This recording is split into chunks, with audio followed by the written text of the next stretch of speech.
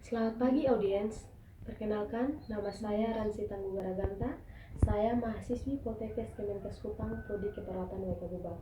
Di sini saya akan melakukan video edukasi tentang cara batuk efektif. Batuk efektif adalah salah satu cara melindungi diri saat batuk atau bersin. Ada beberapa cara yang dilakukan saat batuk atau bersin.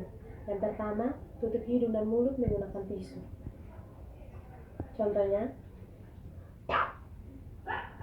yang kedua, tutup hidung dan mulut menggunakan lengan. Contohnya. Yang ketiga, tutup hidung dan mulut menggunakan masker. Setelah melakukan tindakan, cuci tangan menggunakan air mengalir. Kemudian, lap tangan menggunakan tisu kering.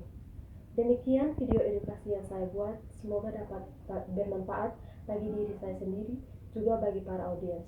Sekian dan terima kasih.